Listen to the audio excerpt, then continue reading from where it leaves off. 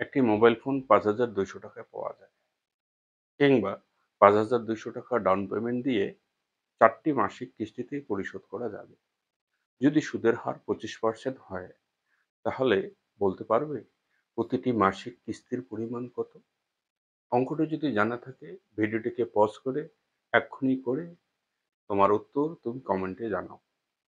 আর যদি অঙ্কটি নতুন বলে মনে হয়, তাহলে ভিডিওটি শেষ অবধি থাকবে, কারণ সরল সুদ বা সিম্পল ইন্টারেস্টের উপর এই কিস্তির অঙ্কগুলি বিভিন্ন টাইপসের হয়, এবং বিগত এসএসসি সিজিএল বলো, সিএসএসএল বলো, ব্যাংকিং বলো, রেলওয়ের বলো, বিভিন্ন কম্পিটিটিভ পরীক্ষায় এই অঙ্কগুলো কেমন ধরনের আসে তা জানার জন্যই তোমাদের আজ এই ভিডিওটি।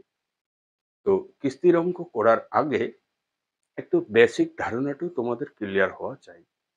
বেসিক কনসেপ্টটা ক্লিয়ার যদি না হয়, অঙ্কগুলো কিভাবে আমরা শর্ট ফর্মে কোন সূত্রের সাহায্যে করব, সেটা কিন্তু তোমাদের অসুবিধা হবে। তো চলো, সরল সুদের ইনস্টলমেন্ট বা এই কিস্তির অঙ্কগুলি কিভাবে তোমরা এই বেসিক ধারণাটা কমপ্লিট করবে।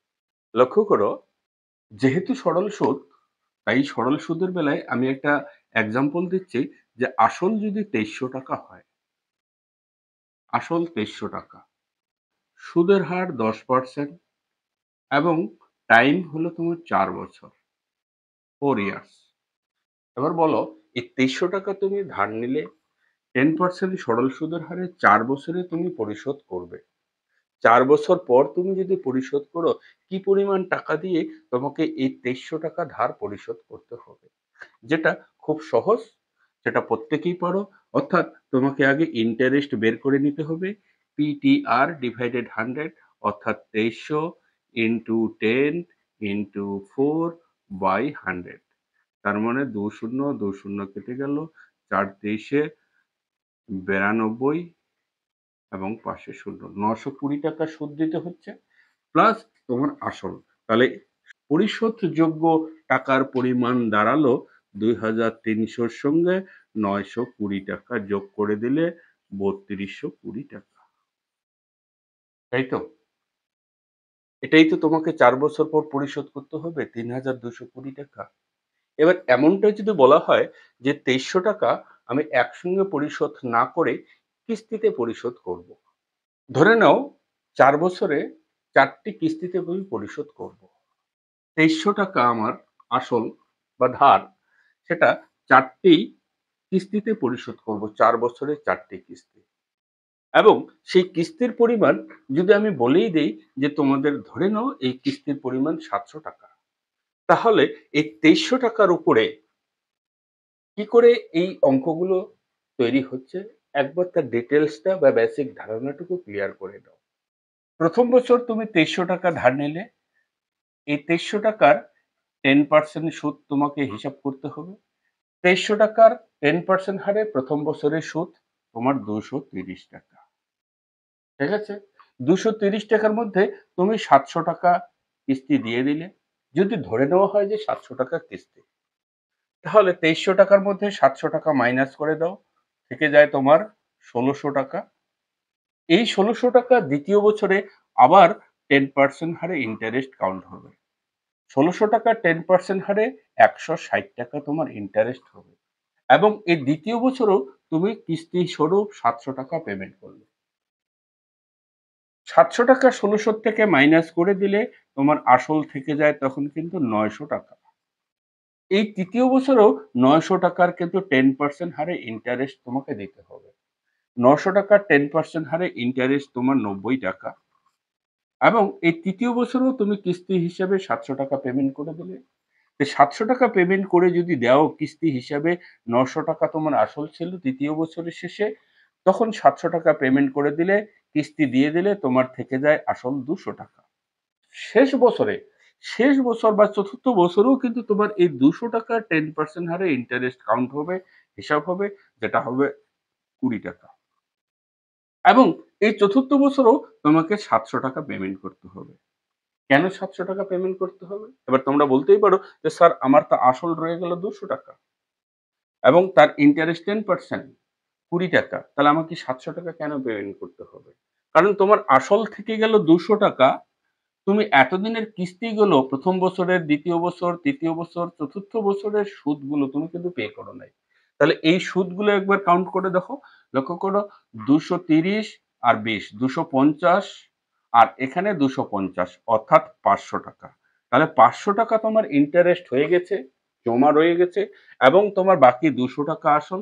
তাহলে ৫০০ আর ২০০ অর্থাৎ ৭০০ টাকা পে করতে হচ্ছে। বোঝা গেল? এবার এখানে ঘটনাটা কি হচ্ছে লক্ষ্য করো। প্রথম বছর তুমি যখন ৭০০ টাকা কিস্তি স্বরূপ দিয়ে দিচ্ছ, এই ৭০০ টাকার সুদ তুমি বাঁচিয়ে নিচ্ছ। কত বছর বাঁচাচ্ছ? লক্ষ্য করো, এখানে ১ বছর, এখানে ১ বছর, এখানে ১ বছর। অর্থাৎ বছর সুদ বাঁচাচ্ছ? ৩ বছরের সুদ বাঁচাচ্ছ। কত? ৭০০ টাকা। যেহেতু প্রথম বছর তুমি ৭০০ টাকা পেমেন্ট করে দিলে কিস্তি হিসাবে। তাহলে ৭০০ টাকার 10% হারে ৩ বছরের সুদ তুমি বাঁচিয়ে দিচ্ছ। অর্থাৎ ৭০০ টাকার ৩ বছরের সুদ কত দাঁড়াবে? ৭০০ ইন্টু ৩ বা ৩০ একসঙ্গে বলে দিতে পারি। 10% হারে ৩ বছর অর্থাৎ ৩০। তাহলে ৭০০ টাকার ৩০% মানে নিচে ১০০ শূন্য শূন্য কেটে দাও। তাহলে ৩ সাথে ২১ ২১০ টাকা তোমার সুদ কিন্তু বেঁচে গেল। বোঝা গেল? ২১০ টাকা সুদ বাঁচলো। দ্বিতীয় বছর যখন তুমি ৭০০ টাকার কিস্তি দিচ্ছ, সেই ৭০০ টাকার বছরের সুদ তুমি সাশ্রয় করতেছো, বাঁচাচ্ছ। লক্ষ্য করো, ৭০০ টাকার সুদ তোমাকে কিন্তু তখন ২ বছর আর দিতে হচ্ছে না। ক্লিয়ার? ৭০০ টাকার সুদ তখন আর ২ বছর দিতে হবে না। প্রথম যে কিস্তিটা ৭০০ টাকা দিলে সেটার আর ৩ বছরের জন্য কোনো সুদ দিতে হবে না, কারণ কিস্তি স্বরূপ তুমি ৭০০ টাকা অলরেডি পেমেন্ট করে দিয়েছো। তাহলে ৩ বছরের সুদ তুমি ২১০ টাকা বাঁচিয়ে নিলে অলরেডি। এবার এই দ্বিতীয় কিস্তির ৭০০ টাকার জন্য তোমাকে ২ বছরের সুদ বাঁচাচ্ছে। বাঁচিয়ে দিচ্ছ ২ বছরের সুদ। তাহলে ২ বছরের সুদ কত হবে? ৭০০ ইন্টু ২ ১০ ২০, কারণ প্রতি বছরে ১০ টাকা সুদ। তাহলে ২ বছরের জন্য ২০ টাকা, অর্থাৎ ডিভাইডেড ১০০, শূন্য শূন্য বাদ দিয়ে দাও। ৭ ২০ ১৪০ টাকা কিন্তু তুমি দ্বিতীয় বছরেও সেভ করছো সুদ হিসাবে। এই ১৪০ টাকা, ৭০০ টাকা তুমি যদি কিস্তি না দিতে তাহলে ১৪০ টাকা ২ বছরের জন্য অতিরিক্ত দিতে হতো আবার। লক্ষ্য করো, তৃতীয় বছরও ৭০০ টাকা দিচ্ছ, কিন্তু এখানে তুমি ১ বছরের সুদ বাঁচাচ্ছ। ১ বছরের সুদ সাশ্রয় হচ্ছে। তাহলে ৭০০ টাকার ১ বছরের সুদ 10% ডিভাইডেড 100, শূন্য শূন্য শূন্য শূন্য, অর্থাৎ কত টাকা? ৭০ টাকা। খেয়াল করো। এবার এইখানে ৭০ টাকা তুমি সুদ হিসাবে সাশ্রয় করলে, এখানে ১৪০ টাকা, এখানে ২০০ টাকা। তাহলে টোটাল তুমি কত টাকা সাশ্রয় করলে? টোটাল সাশ্রয় করলে ২১০, ১৪০, ৩৫০ আর এখানে ৭০, ৪২০ টাকা। ৪২০ টাকা তুমি সাশ্রয় করলে সুদ বাবদ। আর তুমি কত টাকা ইনস্টলমেন্ট দিয়েছো? ৭০০ করে ৪ বার। তাহলে ৭০০ করে ৪ বার, ৪ সাথে ২৮০০, তার সঙ্গে যদি যোগ করে দাও ৪২০।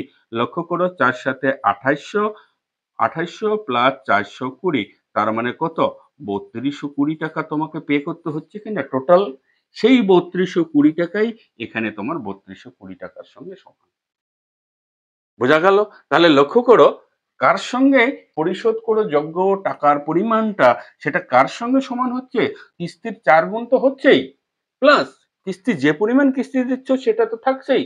তার সঙ্গে তুমি কত টাকা সুদ বাবদ সাশ্রয় করছো সেটা এড করে দিলেই ওই পরিশোধযোগ্য ঋণের টাকার পরিমাণ বেরিয়ে আসবে। ক্লিয়ার? তো চলো এই কনসেপ্টটাকেই একটা উদাহরণের সাহায্যে আমরা ক্লিয়ার করে নিই। প্রথম নম্বর উদাহরণ। লক্ষ্য করো, অঙ্কটি বলছে ৪ বছরে বার্ষিক ১২% হারে ৩৬৫৮ টাকার বার্ষিক কত কিস্তিতে পরিশোধ করা সম্ভব? লক্ষ্য করো, এখানে যেহেতু সুদের হার ১২%, সুদের হার ১২%, তার মানে কি ১২/১০০ এটা বলা যায়। ১২/১০০ এটাকে ছোট করে নিলে 3/25, ঠিক আছে? অর্থাৎ ২৫ টাকার উপরে ৩ টাকা সুদ। এবার আমি এটাকে কিস্তি স্বরূপ ধরে নিলাম ২৫ টাকা, বা তুমি ১০০ টাকাও কিস্তি ধরে নিতে পারো। লক্ষ্য করো, ১০০ টাকা যদি কিস্তি ধরে নেই, ১০০ টাকা কিস্তি কটা কিস্তিতে দেব? বার্ষিক ৪ টা কিস্তিতে দিব, তাই তো? তাহলে প্রথম বছর সুদ কত? ১২%। যেহেতু ৪ টি বার্ষিক কিস্তি, তাহলে 4টি বার্ষিক কিস্তির জন্য তোমার সুদ বাঁচবে 3 বছরের। প্রথম কিস্তিটার জন্য সুদ বাঁচবে 3 বছরের, দ্বিতীয় কিস্তির জন্য সুদ বাঁচবে তোমার 2 বছরের, তৃতীয় কিস্তির জন্য বাঁচবে 1 বছরের। বোঝা গেল? তাহলে প্রথম বছরের শেষ বছরটার জন্য সুদ বাবদ বাঁচলো 12%, দ্বিতীয়টার জন্য 24%, তৃতীয়র জন্য 36। 1 বছরের জন্য সুদ 12 টাকাই, 2 বছরের জন্য 12 দুগুণে 24 টাকা, 3 বছরের জন্য 3 12 36 টাকা। ঠিক আছে? 4 বছর যেহেতু 4টা যেহেতু কিস্তি তোমাকে 3 বার হিসাব করতে হবে। এবার লক্ষ্য করো এখানে 400 আর এখানে 3 24 72, তার মানে দাঁড়ালো 472 টাকা তোমার কিস্তি এবং সুদ বাবদ যেটা বাড়ছে। এই টাকার পরিমাণেই তোমার কত দাঁড়ায়? ৩,৬৫৮ টাকা। তাই তো? তাহলে বলো 1 ইউনিটের ভ্যালু কত? ৩,৬৫৮ ডিভাইডেড 472। আমরা কিস্তি কত ধরছিলাম? ১০০ টাকা ধরছিলাম। তাহলে ১০০ ইউনিটের ভ্যালু কত? ৩,৬৫৮ ইন্টু ১০০ ডিভাইডেড 472। 472 দিয়ে ৩,৬৫৮ কে যদি ভাগ করে নাও, এটা হবে 7.75। এবার 7.75 কে 100 দিয়ে ইন্টু করো, 775 টাকা। অর্থাৎ বার্ষিক কিস্তির পরিমাণ কত? 775 টাকা। কিংবা যদি এই অঙ্কটাকে আমি এইভাবে লক্ষ্য করি, যেহেতু সুদের হার 12%, তার মানে 12/100 অর্থাৎ 3/25। আমি এটাকেই কিস্তি ধরলাম, 25 টাকেই কিস্তি ধরলাম। তাহলে কটা কিস্তি? 4টা কিস্তি। তাহলে 4টা কিস্তিতে 25 25 করে 4 25 100 টাকা। এবার প্রথম কিস্তি যেটা দেব আমি, সেই কিস্তির জন্য আমার সুদ বাবদ কত টাকা বাঁচবে? 3 টাকা বাঁচবে। প্রথম বছরের জন্য 3 টাকা, দ্বিতীয় বছরের জন্য 3 দুগুণে 6 টাকা, তৃতীয় বছরের জন্য 3 গুণ 3 অর্থাৎ 9 টাকা। তার মানে দাঁড়ালো এটা 4 25 100 প্লাস এখানে 18 অর্থাৎ 118 টাকা। তাহলে 118 টাকা মানেই তোমার বোঝাচ্ছে ৩,৬৫৮ টাকাকে। তাহলে বলো 1 টাকাকে বোঝাবে কত? 100 টাকা। 100 নয় এখানে এবার। এখানে এবার আমরা কিস্তি নিয়েছি 25 টাকা। তাহলে 25 টাকার ভ্যালু কত? 25 টাকার ভ্যালু এবার খেয়াল করো, ৩,৬৫৮ ইন্টু 25 আর নিচে ভাগ করে দেব 118 দিয়ে। 118 দিয়ে যদি এটাকে ভাগ করে দেই তাহলে হয়ে যাচ্ছে 31। আর 31 দিয়ে 25 কে গুণ করলে 775। অর্থাৎ বার্ষিক কিস্তির পরিমাণ কত? 775 টাকা।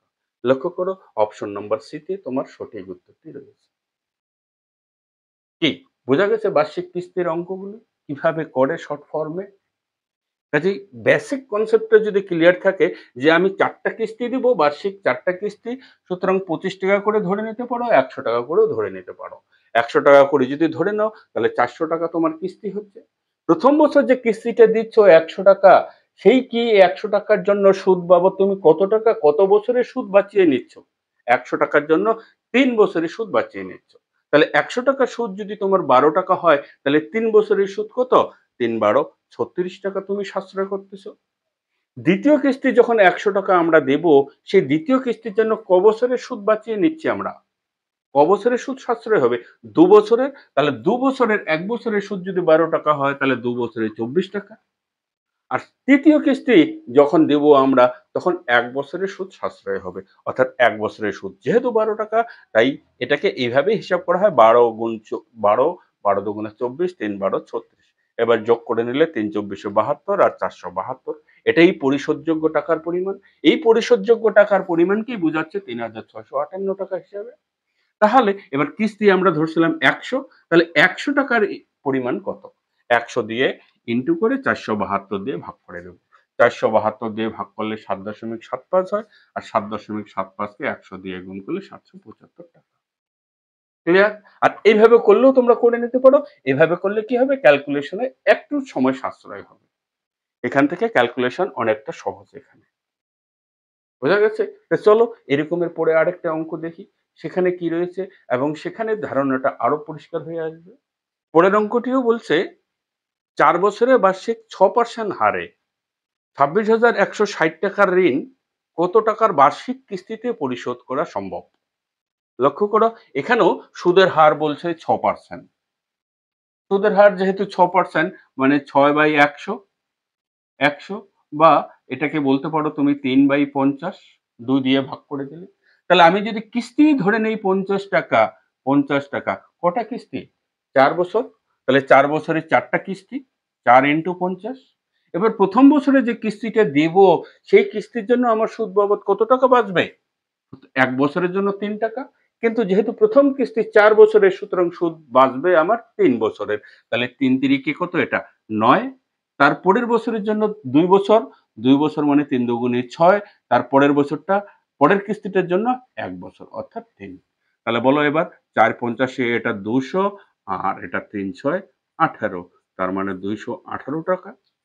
এই 218 মানেই হলো 26,160। খেয়াল করো কোশ্চেনে, বোঝা গেছে? এবার কিস্তি আমি কত ধরছিলাম? 50 টাকা কিস্তি ধরছিলাম। তাহলে 218 ইউনিটের ভ্যালু যদি এত টাকা হয়, বলো 1 ইউনিটের ভ্যালু কত? আর 50 ইউনিটের ভ্যালু বা কত? তাহলে 26,160 ইন্টু 50 বাই 218। 218 দিয়ে 2616 কে ভাগ করলে 8 × 2 = 16, তার মানে এটা হয়ে যায় 12। পাশে শূন্য বসিয়ে দাও। আর 5 × 12 = 60, পাশে 2 শূন্য, অর্থাৎ 6,000 টাকা বার্ষিক কিস্তিতে ওই 26,160 টাকার ঋণ পরিশোধযোগ্য। লক্ষ্য করো, কিস্তির পরিমাণ 6,000, অপশন নম্বর এ তে তোমাদের সঠিক উত্তরটি রয়েছে। বিভিন্ন কম্পিটিটিভ পরীক্ষায় এই লেটেস্ট অঙ্কগুলি এসেছিল, তাই সেখান থেকে সেই কোশ্চেনগুলি নেওয়া এবং বার্ষিক কিস্তির পরিমাণ সরল সুদের উপর এই অঙ্কগুলো কিভাবে শর্ট ফর্মে করে তোমাদের কমেন্টের উপরে এই শর্ট ভিডিওটি। সুতরাং ভিডিওটি প্রথম থেকে শেষ অবধি দেখার চেষ্টা করো। বার্ষিক কিস্তির এই অঙ্কগুলি আর অসুবিধা হবে না।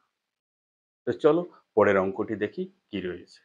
এবার খেয়াল করো, পরিশোধযোগ্য টাকার পরিমাণ দেওয়া আছে, অর্থাৎ ঋণের পরিশোধযোগ্য টাকার পরিমাণ দেওয়া আছে, সুদের হার দেওয়া আছে। তুমি 4টি বা 3টি বা 2টি বার্ষিক কিস্তিতে কিস্তির পরিমাণ বের করলে।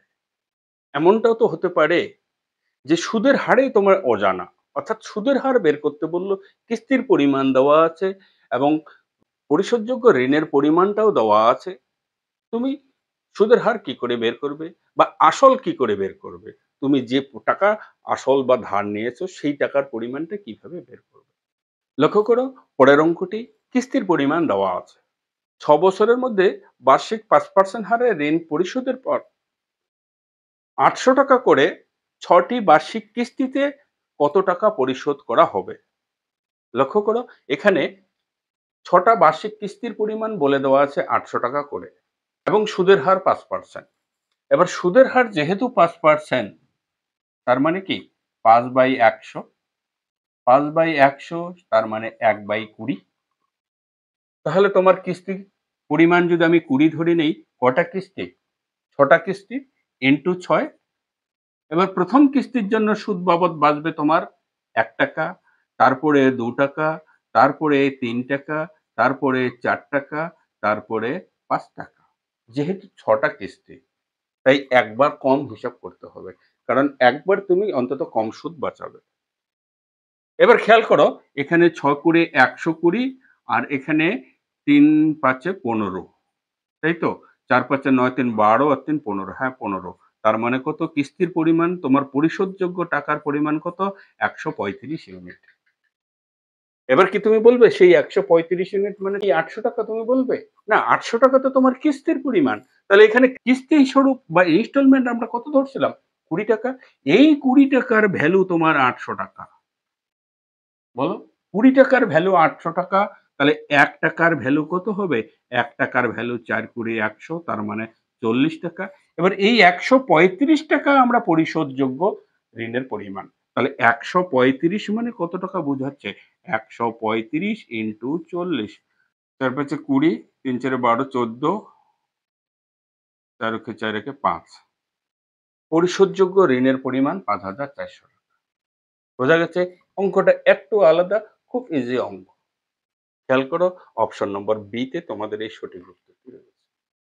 তাহলে এখানে কিস্তির পরিমাণ দেওয়া আছে, পরিশোধযোগ্য অর্থাৎ কত টাকা সেই ৮০০ টাকা করে কিস্তিতে ৬টা বার্ষিক কিস্তিতে তুমি কত টাকা পরিশোধ করতেছো?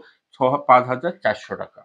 অর্থাৎ পরিশোধযোগ্য টাকার পরিমাণ যেটা সুদ আসল বলা চলে, সেই সুদ আসলের পরিমাণ কিভাবে বের করতে হয় তুমি দেখে নেবে। আশা করি এই ধারণাটাও তোমার ক্লিয়ার হয়ে গেছে। তো চলো এবার পরবর্তী অঙ্কটা দেখি কি রয়েছে। এক ব্যক্তি একটি ব্যাংক থেকে 10% সরল সুদের হারে ৳১,০০,০০০ ঋণ নেন এবং ৫ বছরে ঋণ পরিশোধ করেন। যদি প্রথম, দ্বিতীয়, তৃতীয় এবং চতুর্থ বছরে যথাক্রমে কিস্তি হিসেবে ১০,০০০, ২০,০০০, ৩০,০০০ ও ৪০,০০০ টাকা দেওয়া হয়, তাহলে পঞ্চম বছরের শেষে ঋণ পরিশোধের জন্য তাকে কত টাকা দিতে হবে? খেয়াল করো, ৳১,০০,০০০ সেই ব্যক্তি ধার করে 10% সরল সুদে ৫ বছরে ঋণ পরিশোধ করবে। কিন্তু ৫ বছরের জন্য প্রথম ৪ বছরে প্রথম বছর ১০,০০০, দ্বিতীয় বছর ২০,০০০, তৃতীয় বছর ৩০,০০০ এবং চতুর্থ বছরে ৪০,০০০ টাকা পরিশোধ করে। তাহলে এবার বলো, পঞ্চম বছরে ঋণ পরিশোধের জন্য তাকে কিস্তি স্বরূপ কত টাকা পেমেন্ট করতে হবে? অঙ্কটা শর্ট করার আগে তোমাদের বেসিক কনসেপ্টটাও আমি ক্লিয়ার করে দিচ্ছি। লক্ষ্য করো, প্রথমে ওই ব্যক্তি ৳১,০০,০০০ ধার নিয়েছে। ৳১,০০,০০০ প্রথম বছর 10% হারে সুদ হিসাব হবে। 10% হারে তাহলে তার সুদ কত হবে? ৳১০,০০০। তাই তো? তাহলে ৳১০,০০০ সুদ হিসাবে কাউন্ট হলো, হিসাব হলো। এই কিন্তু সেই ৳১,০০,০০০ মধ্যে প্রথম বছর কিস্তি হিসাবে ৳১০,০০০ পেমেন্ট করছে। তাহলে তার থেকে গেল কত? থেকে গেল ৯০,০০০। আসল ৯০,০০০ বাকি থাকে। এই ৯০,০০০ টাকাও দ্বিতীয় বছরে তো 10% হারে তো ইন্টারেস্ট হিসাব হবে।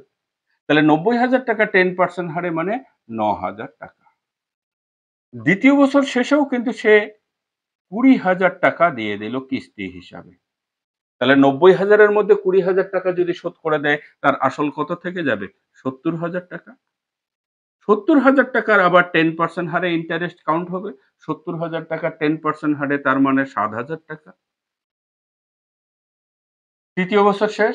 তৃতীয় বছরের শেষে সে কিস্তি হিসাবে ৩০,০০০ টাকা পরিশোধ করল। ৩০,০০০ টাকা ৭০,০০০ এর মধ্যে ৩০,০০০ পরিশোধ করলে তার লোন থেকে যায় ৪০,০০০ টাকা। ৪০,০০০ টাকার আবার 10% হারে সুদ কাউন্ট হবে। খেয়াল করো, বেসিক কনসেপ্টটা ক্লিয়ার করো, অঙ্কটা কিভাবে আমরা শর্ট ফর্মে করব। এক লাইনেই অঙ্কটা হয়ে যাবে। ৪০,০০০ টাকা 10% হারে ইন্টারেস্ট হয়ে যাবে তোমার ৪,০০০ টাকা। ক্লিয়ার এটুকু? চতুর্থ বছরের শেষে সে কিস্তি হিসাবে ৪০,০০০ টাকা পরিশোধ করল। ৪০,০০০ পরিশোধ করলে তার কিন্তু আসল থেকে যায় 0। আসল থেকেই না। কারণ তৃতীয় বছরের শেষেই তার আসল ছিল ৪০,০০০ টাকা এবং চতুর্থ বছরের শেষে কিস্তি হিসাবে সে ৪০,০০০ টাকাই পরিশোধ করে। তাহলে তো তার আসল নেই। এবার তাহলে পঞ্চম বছরে তাকে কত টাকা পে করতে হবে? যেহেতু পঞ্চম বছরে তার আসলের পরিমাণ কোনো কিছু নেই বা রইল না, তাহলে পঞ্চম বছরে তার যে সুদ বাবদ এতদিনের সুদ বাবদ যত টাকা হয়েছিল সেই সুদটাই তাকে পেমেন্ট করতে হবে। এবার খেয়াল করো, সুদ বাবদ কত হচ্ছে? ১০ আর ৯ ১৯, ১৯ আর ৭ হলো ২৬, ২৬ আর ৪ ৩০,০০০ টাকা। এই ৩০,০০০ টাকা পঞ্চম বছরে পেমেন্ট করলে সে ১,০০,০০০ টাকা ৫ বছরে পরিশোধ হয়ে গেল। বোঝা গেল? এবার খেয়াল করো, ১,০০,০০০ টাকার 10% হারে সুদ, ৯০,০০০ টাকার 10% হারে সুদ, ৭০,০০০ টাকা 10% হারে সুদ, ৪০,০০০ টাকা 10% হারে সুদ। সেটাই তো পঞ্চম বছরের পরিশোধযোগ্য টাকার পরিমাণ। তাহলে এই অঙ্কটা এবার এক লাইনে কিভাবে করবে? খেয়াল করো, প্রথমে ১,০০,০০০ টাকা। এই ১,০০,০০০ টাকার 10% হারে সুদ। দ্বিতীয়ত ৯০,০০০ টাকার 10% হারে সুদ। তৃতীয়ত ৯০ এর মধ্যে ২০ দিয়ে দিয়েছে, তার রয়ে গেছে ৭০,০০০ টাকার 10% হারে সুদ। প্লাস ৭০ এর মধ্যে ৩০ দিয়ে দিছে, রয়ে গেছে ৪০,০০০ টাকার আবার 10% হারে সুদ। ৪০,০০০ টাকা 10% সুদ হয়ে গেল ৪ বছর। তাহলে এবার খেয়াল করো, এখানে ১,০০,০০০, এখানে ৯০,০০০, এখানে ৭০,০০০, এখানে ৪০,০০০। মোট কত লাখ টাকা হচ্ছে? এবার খেয়াল করো, 90,000 আর 70,000, 90 আর 70 160, আর এখানে 2 লাখ আর এখানে 1 লাখ, 3 লাখ টাকার সুদ। 3 লাখ টাকার সুদ কত পার্সেন্ট? 10%। তাহলে 3 লাখ টাকার 10% মানে তার 30,000 টাকা তাকে পে করতে হচ্ছে। বাস পুরো অঙ্কটা এক লাইনে অ্যান্সার। এখানেই তোমাদের উত্তর। কি বোঝা গেছে এবার? কিভাবে শর্ট ফর্মে করলাম? এই শর্ট ফর্মটা করার জন্য তোমাদের বেসিক ধারণাটুকু ক্লিয়ার হওয়া চাই। তো চলো এবার প্রথমে শুরুতে যে অঙ্কটা দিয়ে আমি শুরু করেছিলাম যে একটি মোবাইল ফোন 25,000 টাকায় নগদে পাওয়া যায়, অর্থাৎ ক্যাশ।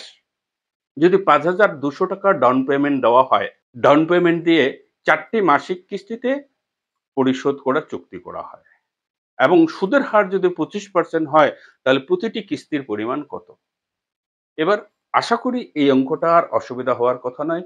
তোমরা ইনস্টলমেন্টের এর আগের অঙ্কগুলি যদি তোমরা দেখে থাকো, তাহলে এই প্রথম অঙ্কটা, যে অঙ্কটা দিয়ে আমি শুরু করছিলাম, সেই অঙ্কটা অসুবিধা হওয়ার কথা নয়। এতক্ষণে তোমাদের উত্তর আসা উচিত। খেয়াল করো, মোবাইলটির দাম ছিল 25,000 টাকা। তার মধ্যে 5,200 টাকা ডাউন পেমেন্ট। তাহলে 5,200 টাকা তো আমরা প্রথমেই পে করে দিলাম। তাহলে 5,200 টাকা যদি আমরা পে করে দেই, তাহলে আমার কত টাকা থেকে যায়? 19,800 টাকা থেকে যায়। ক্লিয়ার? এই 19,800 টাকা শোধ করতে হবে এবং তার ইন্টারেস্ট সহ। এবার ইন্টারেস্ট কত? ইন্টারেস্ট বলছে বার্ষিক 25%। 4টি মাসিক কিস্তিতে পরিশোধ করবে। এবার বার্ষিক সুদের হার 25%, তার মানে এটা বছরে 25 টাকা সুদ। বছর মানে 12 মাসের সুদ হলো তোমার 25 টাকা। 4টি মাসিক কিস্তিতে পরিশোধ করবে, তখন সুদের হার কি দাঁড়াবে? 25 কে কি করব? অর্থাৎ 12 র কত ভাগ? 4, 3 ভাগ। তাহলে 25 কেও 3 ভাগ করে দেব, 25/3। 25/3%, এটা পার্সেন্ট। এবার খেয়াল করো, 25/3% তার মানে ইন্টু 100, 4/25 100, তাহলে সুদ কত দাঁড়ালো? 1/12। তার মানে এই 19,800 টাকা তোমাকে শোধ করতে তো হবেই, প্লাস তার কত গুণ? 12 টাকার 1 টাকা সুদ, তার মানে 13/12 টাকা। এই হলো পরিশোধযোগ্য টাকার পরিমাণ, যেটাকে অ্যামাউন্ট বলা হয়। ক্লিয়ার? এই টাকা এবার আমরা কিস্তিতে পরিশোধ করব। কিভাবে কিস্তিতে পরিশোধ করব? 4টি মাসিক কিস্তিতে পরিশোধ করব। এবার যেহেতু সুদের হার 25%, এটা বছরে, তাহলে মাসের সুদ কত? 12 মাসের সুদ 25 টাকা, তাহলে 1 মাসের সুদ কত হবে? 25/12 টাকা। 25/12 টাকা, তাই তো? এবার 25% যেহেতু ছিল, তাই নিচে 100 দিয়ে দিলাম। 4/25 100, তার মানে 1, সুদ দাঁড়ালো 1/48 টাকা। এটাই আমি কিস্তি ধরে নিলাম। সুদের হারটাই আমি কিস্তি ধরে নিলাম। ক্লিয়ার? তাহলে 48 টাকা আমার কিস্তি। কটা কিস্তিতে পরিশোধ করবে? 4টা কিস্তিতে পরিশোধ করবে। ইন্টু 4। এবার প্রথম বছর যে কিস্তিটা দেওয়া হলো 48 টাকা, সেই 48 টাকা বাবদ আমার কত বছরের সুদ সাশ্রয় হবে? যেহেতু 4টা কিস্তি দেব, অর্থাৎ 3 বার। তাহলে সুদের হার যদি 1 টাকা হয়ে যায়, তাহলে 3 বছরের জন্য আমার 3 টাকা বাঁচবে। পরের বছরের জন্য 2 টাকা বাঁচবে। তার তৃতীয় বছরের কিস্তির জন্য 1 টাকা বাঁচবে।